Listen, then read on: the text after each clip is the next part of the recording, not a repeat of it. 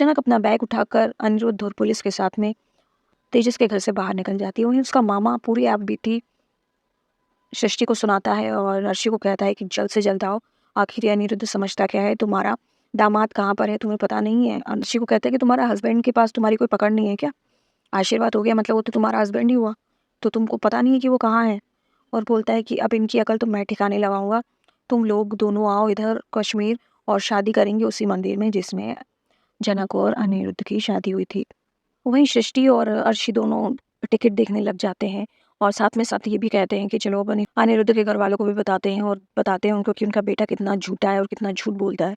वहीं दूसरी तरफ जनक और अनिरुद्ध होटल पहुंच जाते हैं और पुलिस वाले जनक के लिए एक रूम बुक करते हैं अलग से, क्योंकि अनिरुद्ध ने जनक को अपना रिश्तेदार बताया। वहीं अनिरुद्ध चाहता है उसको उसके सर पे हाथ रखे, उसे सहलाए, उसे पेम्पर करे, एक उसको सांत्वना दे। वो बस वही चाहता है और इसीलिए वो उसके सर पे हाथ रखने की कोशिश करता है, उसके बालों को सहलाने की कोशिश करता है, लेकिन वो रुक जाता है।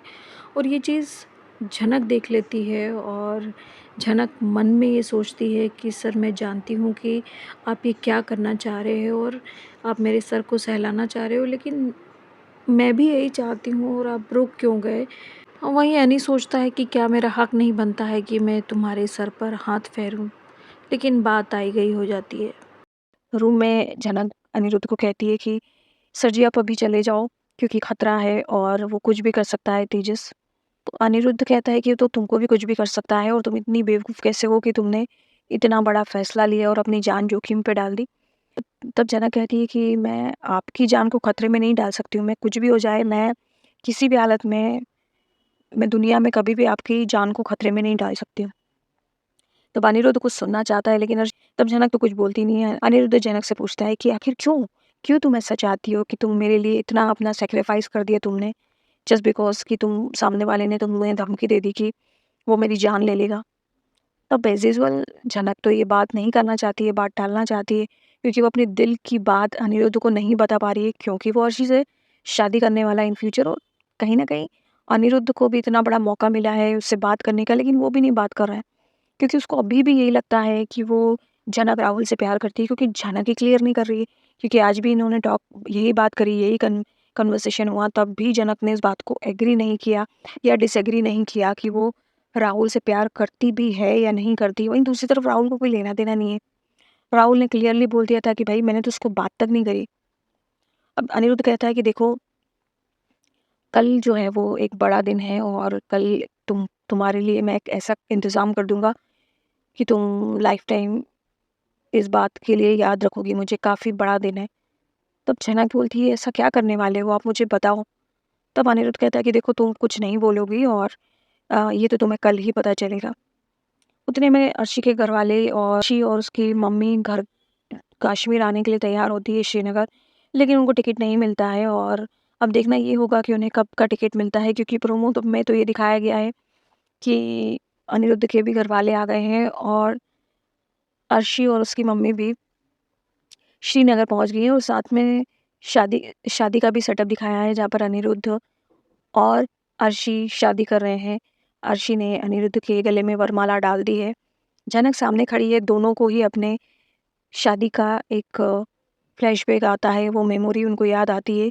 लेकिन यहाँ पर क्या अनिरुद्ध और जनक दोनों ये शादी रोक पाएंगे? क्या अनिरुद्ध खुद ही मना कर देगा शादी के लिए या जनक अनिरुद्ध से कहेगी कि प्लीज़ शादी मत करो? ये तो आने वाले दिनों में ही पता चलेगा, बड़ा सस्पेंस है। लेकिन एक एक होता है ना, आज दोनों बहुत इमोशनल हैं। कहीं न कहीं अनिरुद्ध बहुत कुछ बोलना चाह रहा है उससे, लेकिन नहीं बोल पा रहा है। और ख़ैर आज के एपिसोड में बस इतना ही हुआ है। और पुलिस वाले ने कहा था कि देखो झनक तो अकेली है पूरी दुनिया में, लेकिन आपने हिम्मत दिखाई और आपकी वजह से ही आज इतनी वो बच पाई है, उसकी जान बच पाई है। और जो पुलिस वाले साथ में थे उनका तो कहीं और ट्रांसफ़र हो गया है। ये झनक यहाँ रहेगी और उसको बचा पाना या नहीं पाना बहुत मुश्किल है, क्योंकि तेजस में बहुत ज़्यादा पावर है और तेजस की पावर बहुत ज़्यादा है और पूरे शहर में बहुत पावर है। तो मेरा तो आपसे कहना यही है, ये पुलिस वाला कह रहा है कि मेरा तो आपसे कहना यही है कि आप झनक को यहाँ से लेके चली जाओ। एग्ज़ाम वगैरह रहने दो, आप उसको लेके चले जाओ। देखना ये होगा कि क्या होता है। अनिरुद्ध ने कुछ प्लान किया है झनक के लिए, जो कि प्रोमो में नहीं दिखाया गया है। प्रोमो में डायरेक्टली शादी दिखाई गई है। वो फ़िलहाल 1-2 दिन तक तो नहीं दिखाएँगे, 2-3 दिन तक तो यही पंगे चलना है, 2 दिन बाद ही दिखाया जाएगा ये सब जो भी है।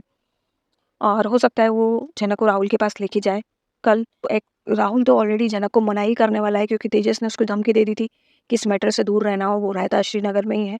तो वो इस चीज़ से डर जाएगा और वो डेफ़िनेटली जनक को मना कर देगा। और जनक तो राहुल से प्यार ही नहीं करती है, तो वो भी मना कर देगी। और कहीं न कहीं अनिरुद्ध को ये तो सच्चाई पता चल जाएगी कि जनक राहुल से प्यार नहीं करती है। और इसीलिए 100% ये होने वाला है कि इनकी शादी तो रुकने वाली है। मेरा ये दिल कहता है, आपका क्या कहना है कमेंट सेक्शन में बताइएगा। वीडियो अच्छा लगा हो तो लाइक कर दीजिए। चैनल अभी तक सब्सक्राइब नहीं किया तो प्लीज़ सब्सक्राइब कर दीजिएगा दोस्तों। वीडियो अच्छा लगा हो तो उसको फ्रेंड्स और फैमिली के साथ शेयर भी कर दीजिएगा। Thank you for watching.